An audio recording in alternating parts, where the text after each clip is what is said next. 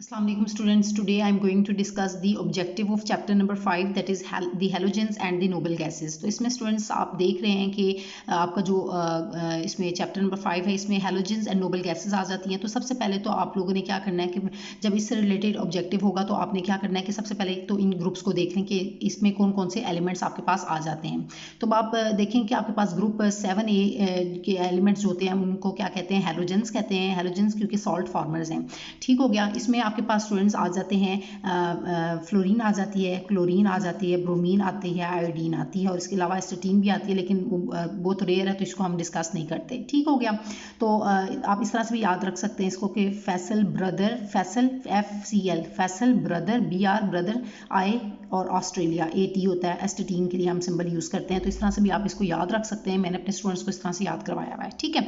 तो Faisal brother, I Australia, ये आपका ग्रुप 7A के मेंबर्स हैं जिनको हम हेलोजेंस कहते हैं। और इसके अलावा जो ग्रुप 8A एलिमेंट्स हैं जिनको हम नोबल गैसेस भी कहते हैं। स्टूडेंट्स, इनको नोबल गैसेस भी कहा जाता है। इसके अलावा इनको इनर्ट गैसेस भी कहा जाता है। तो अक्सर क्वेश्चन नोबल गैसेस वर्ड लिखा जाता है, कभी इनर्ट गैसेस लिखा जाता है, तो आपने कंफ्यूज नहीं होना।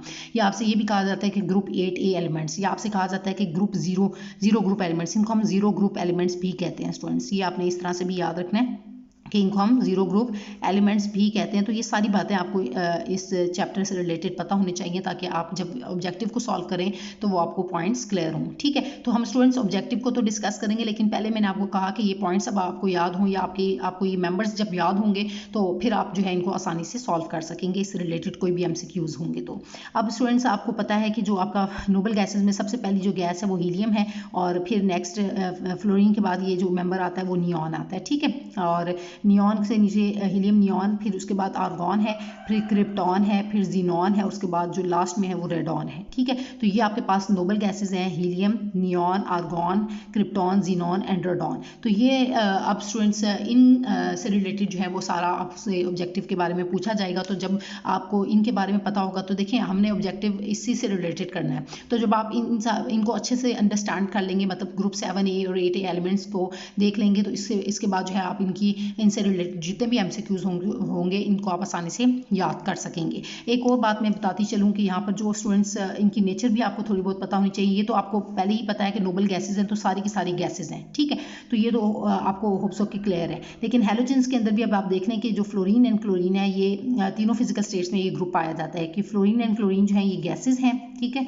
इसके बाद जो ब्रोमीन है ये आपके पास लिक्विड की फॉर्म में होता है, ब्राउन कलर लिक्विड होता है। और इसके बाद जो ये आपके पास एस्टेटीन है ये आपके सॉलिड फॉर्म में होता है। ठीक है। और ये सॉरी आयोडीन जो है, आयोडीन की सॉरी मैं बात कर रही हूँ, आयोडीन जो है ये आपका सॉलिड फॉर्म में होता है। ठीक है।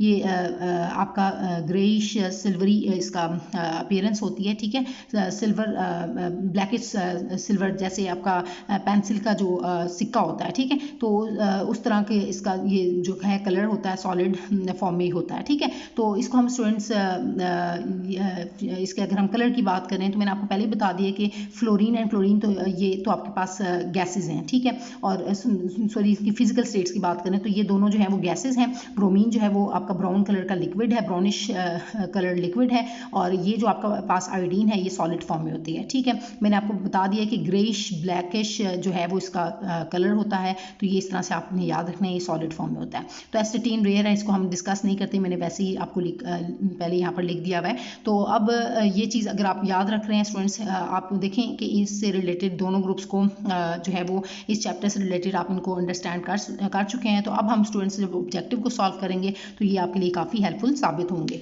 तो अब स्टूडेंट्स हम स्टार्ट लेते हैं, ऑब्जेक्टिव की तरफ आते हैं। तो स्टूडेंट्स ये आपके पास जो है वो फर्स्ट आप देख रहे हैं कि ये MCQs हैं, आपको MCQs दिए जाते हैं पेपर में, और उसमें आपने जो करेक्ट ऑप्शन होती है उसको इनसर्कल करना होता है। ठीक है। तो हम स्टार्ट लेते हैं, अपने फर्स्ट क्वेश्चन की तरफ आते हैं। तो फर्स्ट क्वेश्चन है आपका कि which of the following hydrogen halide is the weaker acid in solution. अब आपको ऑप्शन दी जा रही है HF, HCl, HI and HBr, HI and HCl। तो स्टूडेंट्स ये अब आपने सबसे पहले तो आपने देखना है कि एसिड क्या होता है। तो स्टूडेंट्स एसिड क्या होता है, जो आपको प्रोटॉन देता है। ठीक है। ये मैं आपको यहाँ पर एक्सप्लेन भी कर देती हूँ, तो आप इस तरह से याद रखें कि एसिड क्या होता है, H पॉजिटिव आयन जो आपको देता है, जो प्रोटॉन दे रहा होता है, उसको हम क्या कहते हैं, उसको हम क्या कहते हैं, एसिड कहते हैं। ठीक है, तो अब आप देखें कि सारे आपको पास हेलोजन एसिड्स दिए गए हैं। एक HF है, दूसरा HCl है, और फिर नेक्स्ट HBr है और HI भी है। ठीक है, ये पहले इनको अंडरस्टैंड कर लें ताकि आप लोगों को अच्छे तरीके से जो है MCQs आप आसानी से सॉल्व कर सकें। ठीक है, तो अब आप देखें स्टूडेंट्स के HF का बॉन्ड जो होता है वो बहुत ही स्ट्रॉन्ग होता है, क्योंकि हाईली इलेक्ट्रोनेगेटिव एलिमेंट फ्लोरीन इसके साथ लगा हुआ है, जिसकी इलेक्ट्रोनेगेटिविटी वैल्यू जो है वो 4.0 है, क्लोरीन की जो है वो 3.0 है, और ब्रोमीन की जो है वो 2.8 इलेक्ट्रोनेगेटिविटी वैल्यू, और आयोडीन की 2.5 है। ठीक हो गया स्टूडेंट्स। तो आप देखें कि जो है वो जब हम इसको देखते हैं कि इनका बॉन्ड जो है वो फ्लोरीन, दोनों का साइज़ भी देखें तो आपको पता है कि इनमें स्ट्रॉन्ग हाइड्रोजन बॉन्डिंग तो हो रही है, लेकिन आप देखें कि इनमें सबसे ज़्यादा स्ट्रॉन्ग हाइड्रोजन बॉन्डिंग होती है HF में। तो अब क्या होता है कि जब बॉन्ड हाइड्रोजन लेट सपोज इतना साइज़ का है, तो फ्लोरीन का हाइड्रोजन का साइज़ जो है वो इसकी रिस्पेक्ट से बड़ा है, तो फ्लोरीन का, लेकिन इनका कंपेरेबल साइज़ आप कह लें, तो इनकी बॉन्डिंग जो होगी वो क्या होगी, स्ट्रॉन्ग होगी। लेकिन अगर हम इधर H और Cl की बात करें तो यहाँ पर जो ज़रा साइज़ है स्टूडेंट्स क्या होता जा रहा है, आहिस्ता आहिस्ता बड़ा होता जा रहा है, क्योंकि आपको पता है डाउन द ग्रुप क्या होता है, साइज बड़ा होने लग जाता है। तो क्लोरीन का साइज जो होगा वो जरा सा बड़ा हो जाएगा। अब ब्रोमीन के लिए रिस्पेक्ट से देखें तो आपका ब्रोमीन का जो साइज है और भी बड़ा हो जाएगा, और फिर आयोडीन के अंदर देखें तो आयोडीन का सबसे ज़्यादा बड़ा होगा। ठीक है स्टूडेंट्स, तो ये अब देखें कि आहिस्ता आहिस्ता साइज भी क्या होता जा रहा है, बड़ा होता जा रहा है। तो अब क्या होगा कि इनके बॉन्डिंग जो होगी वो क्या होने लग जाएगी, आहिस्ता आहिस्ता वीक होने लग जाएगी। जब बॉन्ड वीक होगा तो यहाँ पर आपने देखा कि बॉन्ड कैसा था, स्ट्रॉन्ग बॉन्ड था। क्या था, स्ट्रॉन्ग बॉन्ड था। अब आप देखें स्टूडेंट्स की स्ट्रॉन्ग बॉन्ड है तो इसको तोड़ना, इसको ब्रेक करना जो है वो डिफिकल्ट है। ब्रेक करना, बॉन्ड ब्रेक करना जो है वो क्या है, डिफिकल्ट है।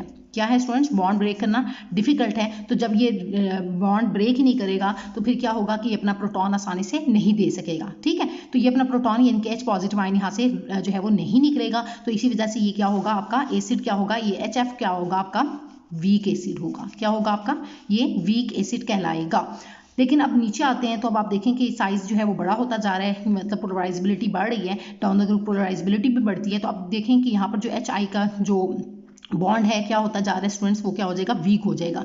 तो अब क्या है कि बॉन्ड यहाँ पर स्ट्रॉन्ग था, जबकि इसके केस में क्या हो रहा है, बॉन्ड वीक हो रहा है, वीक बॉन्ड है। अब बॉन्ड वीक होने की वजह से इजीली ब्रेक हो जाएगा। क्या हो जाएगा, इजीली ब्रेक हो जाएगा, आसानी से टूट जाएगा। और जब आसानी से ब्रेक हो जाएगा तो ये अपना प्रोटॉन जो है H पॉजिटिव आयन की फॉर्म में ये प्रोटॉन जो है वो दे देगा, तो ये इसी वजह से ये आपका स्ट्रॉन्ग एसिड कहलाएगा। ठीक है, ये आपका क्या कहलाएगा, स्ट्रॉन्ग एसिड कहलाएगा। तो अब स्टूडेंट्स इस तरह से आप अगर ऑर्डर की रिस्पेक्ट से अगर आप देखें तो आपका सबसे ज़्यादा स्ट्रॉन्ग एसिड कौन सा होगा, HI जो है वो स्ट्रॉन्ग एसिड है, उसके बाद HBr, फिर HCl एंड HF। तो इस तरह से आपने ऑर्डर जो है वो देख लेना है कि कौन सा ऑर्डर आपका करेक्ट होगा। मतलब आपने करेक्ट ऑर्डर जो देखें तो क्या होगा कि HI जो है वो सबसे ज़्यादा जो है वो स्ट्रॉन्ग एसिड ये होगा, और फिर उसके बाद जो है वो HBr है, उसके बाद जो नेक्स्ट है HCl आपका है, उसके बाद जो है आपके पास स्ट्रॉन्ग एसिड कौन सा है, सबसे वीक एसिड जो है वो HF है। तो अब यहाँ पर आपके पास जो ऑप्शन दी जा रही है वो क्या है कि which of the following hydrogen halide is the weaker acid, इनमें से कौन सा वीकर एसिड है। तो आपने करेक्ट ऑप्शन क्या आ गई आपके पास, HF जो है, मैंने भी आपको बताया कि ये वीकर एसिड है। क्या है, वीकर एसिड है, और ये क्या है, सबसे ज़्यादा स्ट्रॉन्गर एसिड है, स्ट्रॉन्गर एसिड। ये एसिड स्ट्रेंथ की बेसिस पे मैंने इनको ऑर्डर लिखा है, स्ट्रेंथ की बेसिस पे स्टूडेंट्स, ये आप लिख सकते हैं कि स्ट्रेंथ की बेसिस पे मैंने इसको लिखा है, एसिडिक स्ट्रेंथ की बेसिस पे। ठीक है, तो सबसे ज़्यादा स्ट्रॉन्ग एसिड ये है, फिर ये और फिर ये सबसे वीक एसिड HF है। तो अब आपने आपसे पूछा जा रहा है वीकर एसिड, तो आपने वीकर एसिड क्या ले लेना है, HF आपका वीकर एसिड है। अगर आपसे वो पूछे कि स्ट्रॉन्ग बॉन्ड कौन सा है इनके दरमियान में, तो फिर वो आपका HF का बॉन्ड होगा, स्ट्रॉन्ग होगा। ठीक हो गया स्टूडेंट्स, तो होप्स हो कि आप इस पॉइंट को जो है वो मेरे इस पॉइंट को आप अंडरस्टैंड कर रहे हैं। अब मैं नेक्स्ट क्वेश्चन की तरफ आती हूँ। तो आपका जो नेक्स्ट क्वेश्चन इसमें दिया जा रहा है वो क्या है, तो ये स्टूडेंट्स अब आपका सेकंड क्वेश्चन क्या है कि chlorine heptoxide that is Cl2O7 reacts with water to form. अब ये इसका रिएक्शन करवाएं वाटर के साथ, तो Cl2O7 जो है जब हम इसका रिएक्शन करवाते हैं वाटर के साथ, तो यहाँ पर मैं रिएक्शन करके आपको दिखा देती हूँ कि Cl2O7 है। जब हम इसका वाटर के साथ रिएक्शन करते हैं स्टूडेंट्स, तो ये आपको कौन सा एसिड देता है, तो आपने ऑक्सी एसिड्स ऑफ जो है वो हेलोजेंस पढ़े हैं, क्लोरीन के ऑक्सी एसिड्स पढ़े हैं, जिसमें मैं आपको साथ में लिख भी देती हूँ, लेकिन पहले मैं मैं ये बता दूं कि इसके अंदर जो है आपका बनेगा HClO4, ये आपका एसिड बनेगा। HClO4 रिएक्शन को बैलेंस भी कर लेते हैं, तो यहाँ पर देखें कि 2 मोल्स ऑफ HClO4 मिलेंगे आपको। कैसे कि 2 हाइड्रोजन है, तो 2 हाइड्रोजन यहाँ पर भी मौजूद हैं, क्लोरीन 2 है यहाँ पर, तो क्लोरीन भी यहाँ पर 2 मौजूद हैं, और ऑक्सीजन 7 और 1 8, तो ये 4 2 8, तो ये आपका एसिड बनेगा। इसको हम कहते हैं परक्लोरिक एसिड। क्या कहते हैं स्टूडेंट्स? परक्लोरिक एसिड हम इसको कहते हैं, तो ये आपका बनेगा। वैसे आपको पता होने चाहिए oxy acids of chlorine, first जो है वो HClO है, उसके बाद जो है वो HClO2 है, थर्ड जो है हम इसको HClO3 कहते हैं, और चौथा जो है वो HClO4 है। ठीक है स्टूडेंट्स, तो ये आपका जो फर्स्ट एसिड है इसको हम क्या कहते हैं? Hypochlorous acid. ये आप याद रख लें कि इसको हम कहते हैं हाइपोक्लोरस एसिड कहते हैं। इसके बाद जो सेकंड वाला है इसको हम जस्ट क्लोरस कहेंगे। ये फर्स्ट वाला जो है हम इसको हाइपोक्लोरस एसिड कहते हैं, और सेकंड वाला जो है हम इसको सिंपल क्लोरस एसिड कहते हैं। ठीक हो गया, इसी को नीचे उतार लें तो ये क्लोरस एसिड 2 वाला होगा, जिसमें 2 ऑक्सीजन एटम्स जो हैं वो मौजूद हैं। हम इनको ऑक्सी एसिड्स भी कहते हैं। ठीक है स्टूडेंट्स, ये ऑक्सी एसिड्स हैं, ऑक्सी एसिड्स के ऐसे एसिड्स जिसके अंदर ऑक्सीजन जो है वो मौजूद है। ठीक है, ऑक्सी एसिड्स ऑफ क्लोरीन आप इन्हें कहेंगे। ठीक हो गया, तो हाइपोक्लोरस एसिड है स्टूडेंट्स, ये क्लोरस एसिड है। उसके बाद नीचे वाला ये जो थर्ड वाला है इसको हम क्या कहते हैं? क्लोरिक एसिड कहते हैं। क्या कहते हैं स्टूडेंट्स? हम इसको क्लोरिक एसिड कहते हैं। ठीक हो गया, इसमें उस सारा था, इसमें इक आएगा। ठीक है, क्लोरिक एसिड, क्योंकि हाई जिसके अंदर स्टेट होगी तो इसको हम इक, उसके लिए ऑक्सीडेशन स्टेट जिसमें हाई के रिस्पेक्ट हम इसके लिए इक टर्म यूज करते हैं। और लास्ट में जो आपके पास ये HClO4 है, इसके लिए हम क्या बोलते हैं? हम इसको बोलते हैं परक्लोरिक, मतलब इसके साथ क्लोरिक के साथ आपने पर लगा देना है। ठीक है, तो ये आपके पास जो हो जाएगा वो कौन सा एसिड बन गया? Perchloric acid. तो इस तरह से स्टूडेंट्स आपको जब भी इससे रिलेटेड कोई भी MCQs हो गए उनको सॉल्व करने में काफ़ी आसानी होगी। तो अभी हमसे जो क्वेश्चन पूछा जा रहा था वो जस्ट ये था कि जब हम Cl2O7 को वाटर के साथ रिएक्ट करवाते हैं तो आपको कौन सा एसिड मिलेगा? तो परक्लोरिक एसिड स्टूडेंट्स आपको ऑब्टेन होता है। तो हम यहाँ पर कौन सी ऑप्शन को सिलेक्ट करेंगे? तो देखें क्लोरीन, ये जो है रिएक्शन, इसमें ए जो है वो ऑप्शन आपको दी जा रही है हाइपोक्लोरस एसिड, जो कि आपका HClO है, तो ये ऑप्शन तो नहीं है। इसके अलावा जो है वो आपके पास नेक्स्ट ऑप्शन है कि क्लोरिक एसिड, तो ये आपको पता है क्लोरिक एसिड भी नहीं है, क्योंकि क्लोरिक एसिड होता है आपका HClO3। परक्लोरिक एसिड ये करेक्ट ऑप्शन है, क्योंकि HClO4 जो है वो आपको इसमें मिलता है, तो ये करेक्ट ऑप्शन जो होगी वो आपकी क्या होगी? सी इज़ द करेक्ट ऑप्शन, क्योंकि इसके केस में जो है वो आपको परक्लोरिक एसिड मिलता है, जो कि आपको मैंने भी रिएक्शन के थ्रू करके भी दिखा दिया कि ये परक्लोरिक एसिड आपको मिल रहा है जब इसका Cl2O7 का वाटर के साथ रिएक्शन होता है। तो ये करेक्ट ऑप्शन होगी। और डी चॉइस को भी देख लें कि क्लोरीन एंड ऑक्सीजन, तो ये तो नहीं मिलते, तो ये करेक्ट ऑप्शन नहीं है।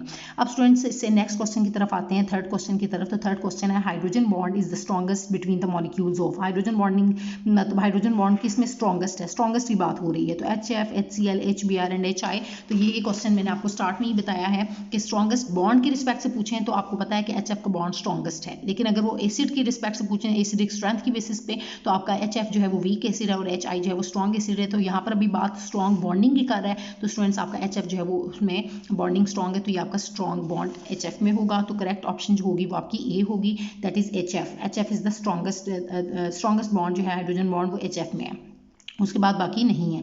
उसके बाद which halogen will react spontaneously with aurum. Aurum आपको पता है ये गोल्ड होता है, और to produce AU3 positive ion, oxidation state जो है वो अब 3 पॉजिटिव स्टेट में। वो कह रहे हैं इनमें से कौन सा हैलोजन जो है वो गोल्ड के साथ रिएक्ट कर जाता है। तो आपको ऑप्शन दी जा रही है bromine, fluorine, iodine and chlorine. तो स्टूडेंट्स ये आप लोगों से मैंने डिस्कस किया हुआ है चैप्टर में कि क्लोरीन जो है वो वाहिद हैलोजन है जो कि गोल्ड के साथ रिएक्ट कर जाती है, और इसका रिएक्शन के थ्रू भी आप लोगों को मैं बता देती हूँ, जो कि मैंने ऑलरेडी चैप्टर में एक्सप्लेन किया हुआ है। तो यहाँ पर मैं रिएक्शन भी लिख देती हूँ ताकि आपको याद आ जाए। ठीक है, तो ऑरम सॉलिड स्टेट में होता है गोल्ड आपका, और इसका जब हम रिएक्शन करवाते हैं 3Cl के साथ, तो ये आपको जो है वो ऑरम क्लोराइड देता है AuCl3। जब आप देखें यहाँ पर ये ऑरम जो है वो क्लोरीन जो है वो उसकी ऑक्सीडेशन स्टेट जो है in the form of chloride ion होता है, -1 होता है। तो अब यहाँ पर 3 है तो ये -3 इसकी ऑक्सीडेशन स्टेट हो जाएगी, 1 के रिस्पेक्ट से ना -1। तो अब 3 है तो ये क्या होगी? आप इसको मल्टीप्लाई करें तो -3, तो इसके ऊपर ऑटोमेटिकली चार्ज क्या आ जाएगा? +3 आ जाएगा। तो आप देखें कि ऑरम +3 स्टेट में जो है वो आपको किसके साथ रिएक्शन करके देता है? कौन सा वाला हैलोजन रिएक्ट करेगा? इसके साथ क्लोरीन। तो ये देखें कि यहाँ पर जो है वो Cl2 जो है वो करेक्ट ऑप्शन होगी। It will react this halogen, chlorine जो है ये रिएक्ट करेगा spontaneously with aurum to produce aurum 3 positive. ठीक हो गया स्टूडेंट्स। अब इसके बाद नेक्स्ट क्वेश्चन की तरफ चलते हैं हम। The anhydride of HClO4 is, anhydride कहते हैं जिसमें से वाटर को रिमूव कर दिया जाए। तो अगर हम HClO4 में से स्टूडेंट्स वाटर को रिमूव करें तो आपके पास कौन सा एनहाइड्राइड बनता है। तो ये मैं आपको करके भी दिखा देती हूँ कि आप देखें कि जब हम रिएक्शन करवाते हैं HClO4 में से वाटर को रिमूव कर देते हैं। वाटर क्या है आपका H2O, ठीक है। अब आपका H2O यहाँ से निकल गया, बिल्कुल इसके ऑपोजिट है, मतलब रिएक्शन को इस तरफ कर दे तो आपका सारा आपको बात सारी समझ आ गई। तो एनहाइड्राइड क्या बनेगा आपका Cl2O7, ठीक है। ये आप देखें कैसे, तो HClO4 में से आप देखें वाटर को निकालें, तो अब यहाँ से H2O निकालना है। तो अब आप खुद सोचें कि यहाँ पर तो हाइड्रोजन एक मौजूद है तो दो तो है नहीं, तो अब इसके लिए हम क्या करेंगे, यहाँ पर 2 लगाएंगे ना, ठीक है स्टूडेंट्स। तो वाटर तब ही निकल सकता है कि H2 और एक ऑक्सीजन। तो अब आपके पास बाकी क्या बचा स्टूडेंट्स, ओहो सॉरी, इसको आप साथ में लाइन ना लगाएं बल्कि प्लस कर लें। और इसके अलावा क्या बचा आपके पास Cl2, यहाँ पर 2 क्लोरीन बच गए और ऑक्सीजन, क्योंकि हाइड्रोजन तो आप यूज़ कर चुके हैं दोनों, H2 और ऑक्सीजन भी एक, तो यहाँ पर 2 क्लोरीन बच गए और बाकी ऑक्सीजन कितने बच गए आपके पास, 7 बच गए, तो Cl2O7। तो ये स्टूडेंट्स एनहाइड्राइड जो है वो आपका कहलाएगा Cl2O7, ठीक है। तो करेक्ट ऑप्शन अब आप देख लें इसमें कौन सी होनी चाहिए, यही होनी चाहिए ना। तो ए ऑप्शन दी जा रही है ClO3, सेकंड दी जा रही है O2 वाली, और फिर नेक्स्ट दी जा रही है Cl2O5 और लास्ट जो है Cl2O7। तो स्टूडेंट्स आप देख रहे हैं कि ये डी जो है वो करेक्ट ऑप्शन होगी, ठीक है। ये डी करेक्ट ऑप्शन होगी जो कि आपने यहाँ पर देखा Cl2O7 जो है ये एनहाइड्राइड है HClO4 का। एनहाइड्राइड मैंने आपको पहले ही बता दिया कि जिसमें से वाटर को आप रिमूव कर दें तो उसको एनहाइड्राइड कहते हैं, ठीक है। एनहाइड्रस फॉर्म मतलब आ गई है उसकी। नेक्स्ट है क्वेश्चन आपका 6 क्वेश्चन, ब्लीचिंग पाउडर में be produced by passing chlorine over. Bleaching powder students आपको पहले आप देख लें कि ये आप लोगों से चैप्टर में मैंने सारी चीज़ें एक्सप्लेन की हुई हैं, लेकिन मैं यहाँ पर दोबारा से लिख देती हूँ कि आपके पास जो ब्लीचिंग पाउडर है वो क्या होता है CaOCl और साथ में Cl। आप इसको इस फॉर्म में भी देखते थे ब्लीचिंग पाउडर को, और CaOCl2 ये दोनों फॉर्मूलाज जो हैं वो यूज़ किए जाते हैं ब्लीचिंग पाउडर के लिए। किसके लिए यूज़ किए जाते हैं, ब्लीचिंग पाउडर के लिए। और इसमें स्टूडेंट्स रिएक्शन जो है वो कैसे होता था कि जब हम रिएक्ट करवाते थे कैल्शियम हाइड्रोक्साइड को, ठीक है, CaOH होल ट्वाइस को जब क्लोरीन के साथ रिएक्ट करवाते थे, ठीक है, तो तब आपको जो है ये ब्लीचिंग पाउडर मिलता था, दैट इज CaOCl2 और साथ में वाटर जो है वो निकलता था, वाटर मॉलिक्यूल। तो Ca यहाँ से कैल्शियम आया और एक ऑक्सीजन और साथ में Cl2 ये हो गया, तो यहाँ से क्या बचा आपके पास, एक ऑक्सीजन बच गया और 2 हाइड्रोजन बच गए, ठीक है स्टूडेंट्स। तो इस तरह से ये वाटर मॉलिक्यूल निकल गया। तो अब आप देखेंगे कैल्शियम ये आपका जो ब्लीचिंग पाउडर कैसे ऑब्टेन हुआ कि जब आपने क्लोरीन का रिएक्शन किससे करवाया, कैल्शियम हाइड्रोक्साइड के साथ।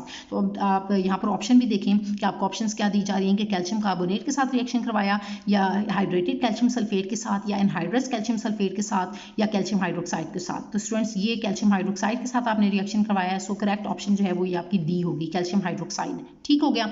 इसके बाद नेक्स्ट क्वेश्चन की तरफ हम आते हैं, which is the strongest acid. अब नेक्स्ट क्वेश्चन आपका 7th है, but which is the strongest acid, इनमें से स्ट्रॉन्गेस्ट एसिड कौन सा है, HClO है, 2 है, 3 वाला है या 4 वाला है। तो ये स्टूडेंट्स आपको ऑक्सी एसिड्स ऑफ क्लोरीन में हमने देखा था कि आपका जो जितने नंबर ऑफ ऑक्सीजन एटम्स बढ़ते जाते हैं उतना एसिड जो है वो क्या हो जाता है, स्ट्रॉन्ग होता जाता है। तो अब इनमें देखें कि मोर नंबर ऑफ ऑक्सीजन एटम्स जो हैं वो HClO4 में यानी कि पर क्लोरिक एसिड में, सो इनमें से स्ट्रॉन्गेस्ट एसिड जो होगा वो कौन सा होगा, HClO4 होगा। तो ये एसिडिक स्ट्रेंथ की बेसिस पे अगर हम देखें स्टूडेंट्स, ये ऑर्डर भी आप याद रख लें कि अगर आपके पास जो है वो HClO4 है, ठीक है, तो इसमें नंबर ऑफ ऑक्सीजन एटम ज़्यादा है तो सबसे ज़्यादा इसमें स्ट्रेंथ होगी, ये स्ट्रॉन्ग एसिड होगा।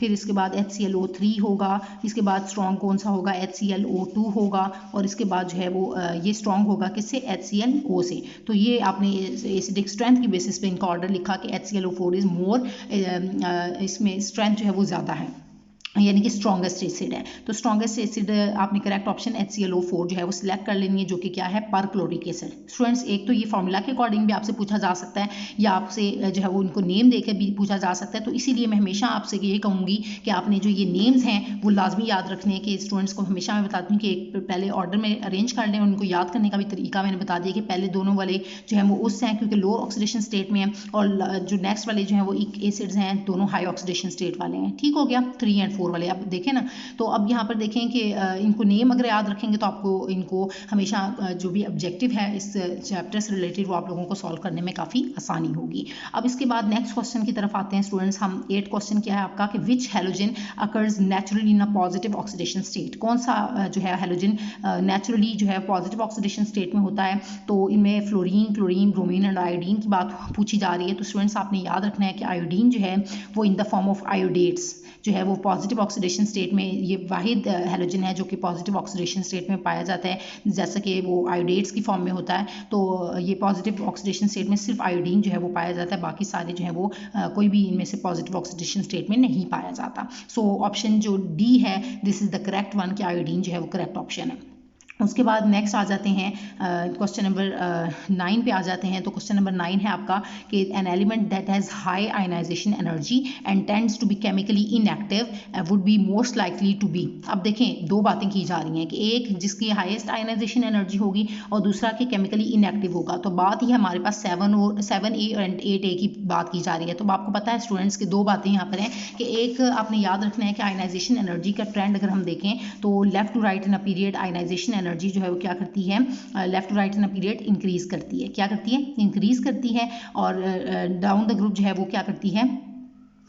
डिक्रीज करती है। ठीक है, इस तरह से आपने याद रखना है। Left to right in a period increase करती है और डाउन द ग्रुप जो है वो डिक्रीज करती है। ऐसे याद रखें कि आयनाइजेशन एनर्जी क्या होती है? नंबर ऑफ इलेक्ट्रॉन्स जो कि आउटरमोस्ट शेल में से इलेक्ट्रॉन्स, आउटरमोस्ट जो शेल है उसमें से इलेक्ट्रॉन को निकालने के लिए जो कम से कम एनर्जी चाहिए होती है उसको हम क्या कहते हैं? Ionization energy. ठीक है, amount of energy, minimum amount of energy that is required to remove an electron, outermost electron from the outermost shell of isolated gaseous atom. ये आप पढ़ते आए हैं। ठीक है, तो इस आयनाइजेशन, इसको हम क्या कहते हैं? Ionization energy. मैंने आपको बताया, एक दफ़ा मैं रिपीट कर देती हूँ कि जो मिनिमम अमाउंट ऑफ एनर्जी आपको चाहिए होती है सबसे आउटर मोस्ट शेल में से इलेक्ट्रॉन को निकालने के लिए। अब जैसे ये देखें, इसमें से आउटर मोस्ट शेल ये वाली है। ठीक है, तो इसमें से इलेक्ट्रॉन को निकालने के लिए जो कम से कम एनर्जी रिक्वायर्ड होगी उसको हम कहते हैं आयनाइजेशन एनर्जी। तो आप देखें कि left to right in period जो है वो साइज़ क्या हो जाता है? कम हो जाता है। तो इसीलिए जो है छोटे वाले साइज में से इलेक्ट्रॉन को निकालना जो है वो ज़रा डिफिकल्ट हो जाता है। तो इसीलिए हमें ज़्यादा एनर्जी चाहिए होती है। तो इसलिए आयनाइजेशन एनर्जी इंक्रीज करेगी from left to right in period,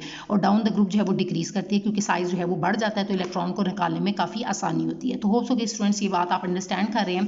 तो इनमें अगर हम 7A और 8A की बात करें तो 8A जो है वो उसमें उसकी आयनाइजेशन एनर्जी क्या होगी? हाई होगी। तो पहली बात कि हाई आयनाइजेशन एनर्जी की बात हुई, और दूसरा कि tends to be chemically inactive. तो आपको पता है कि केमिकली इनएक्टिव कौन से हैं? आपके नोबल गैसेज हैं, क्योंकि इनका ऑक्टेट कंप्लीट होता है तो ये केमिकली इनर्ट होते हैं, नॉन रिएक्टिव हैं। इसी वजह से ये पॉइंट मैंने आपको स्टार्ट में बताया था कि हम इनको क्या कहते हैं, ये आप देख सकते हैं कि हम इनको क्या कहते थे? इनर्ट गैसेस भी कहते थे। इनर्ट कहते हैं नॉन रिएक्टिव को। ठीक है, इनर्ट किसे कहते हैं? नॉन रिएक्टिव, यानी कि केमिकली इनएक्टिव है। ठीक हो गया, क्योंकि मैंने आपको बताया कि इनका ऑक्टेट कंप्लीट होता है। सो दैट्स वाई इस बेसिस पे आपसे पूछा जा रहा है। तो ये दो बातें हैं आपसे पूछी गई। तो इसमें सब ऑप्शन आपको दी जा रही है कि फर्स्ट ऑप्शन है अल्कली मेटल, सेकंड जो है वो ट्रांजिशन एलिमेंट, थर्ड जो है वो ऑप्शन है नोबल गैस, और फोर्थ जो है वो हैलोजेंस। तो आपको पता है कि MCQ जो है वो हैलोजेंस और नोबल गैसेस से रिलेटेड है। तो आपके पास तो पहले तो मतलब आप इस तरह से भी देख सकते हैं।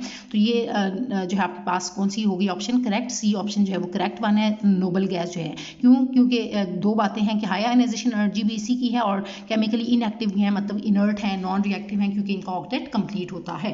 हो गया क्लियर स्टूडेंट्स? तो अब स्टूडेंट्स मैं लास्ट MCQ की तरफ आती हूँ इस चैप्टर के, जो कि 10th MCQ है हमारा। होप्स के स्टूडेंट्स आप इन सब पॉइंट्स को जो है वो अंडरस्टैंड कर रहे हैं। ठीक है, अब नेक्स्ट लास्ट MCQ की तरफ आती हूँ कि which of the following represents the correct electronic configuration of outer most energy level of an element of 0 यानी कि 8A group in the ground state. अब आप देखें स्टूडेंट्स 0 ग्रुप भी कहा गया है। देखिए मैंने आपसे कहा था ना स्टार्ट में कि ग्रुप 0 ग्रुप भी इसको कहा जाता है, 0 ग्रुप एलिमेंट्स या 8A ग्रुप एलिमेंट्स भी कहा जाता है, या इनर्ट गैसेज इन्हें कहते हैं, या नोबल गैसेज। ये चार नाम से आप इनको बुलाते हैं। ठीक है, इस ग्रुप को। तो अब इनमें से इलेक्ट्रॉनिक कन्फिग्रेशन की रिस्पेक्ट से जो है वो करेक्ट ऑप्शन क्या होगी? तो आपको पता है कि इनके अंदर आउटर मोस्ट शेल इनकी कंप्लीट होती है, इनका ऑक्टेट कंप्लीट होता है, मतलब इनकी वैलेंस शेल में कितने इलेक्ट्रॉन्स होते हैं? वैलेंस शेल के आउटर मोस्ट शेल में कितने इलेक्ट्रॉन्स होते हैं? 8 होते हैं। ठीक है, सो इनमें से करेक्ट ऑप्शन क्या होगी? देखें कि एक S2P2 है, मतलब 2 और 2 4 इलेक्ट्रॉन्स हैं। इसके अंदर कितने इलेक्ट्रॉन्स हैं? 4 इलेक्ट्रॉन्स हैं। इसमें S2N P4, मतलब यहाँ पर कितने हैं? 2 और यहाँ पर 4 ऑप्शन है ना, ये S2 है, P कितने हैं? 4 हैं। तो यहाँ पर 6 इलेक्ट्रॉन्स हैं। यहाँ पर देखें तो 2 और 5 कितने हो गए? 7 हो गए।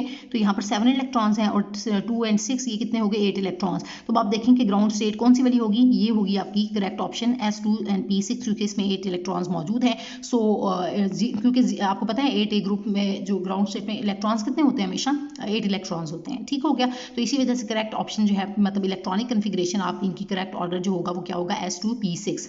या आप इसको इस तरह से भी लिखा होता है कई जगह पर NS2NP6, तो ये वाली करेक्ट ऑप्शन फिर आपने सेलेक्ट करनी है S2P6 को। होप्स हो कि स्टूडेंट्स आपके जो मैंने आज के लेक्चर में चैप्टर नंबर 5 के ऑब्जेक्टिव्स जो MCQs एक्सरसाइज के एंड में हैं जो आपसे डिस्कस किए हैं, होप्स हो कि वो आपको क्लियर हो गए हैं और इनमें कोई भी कन्फ्यूजन नहीं है आपको। अगर स्टूडेंट्स किसी भी MCQ में अगर आपको अभी भी स्टिल कोई भी कन्फ्यूजन है तो वो आप मुझसे कमेंट्स में पूछ सकते हैं। Thank you so much students.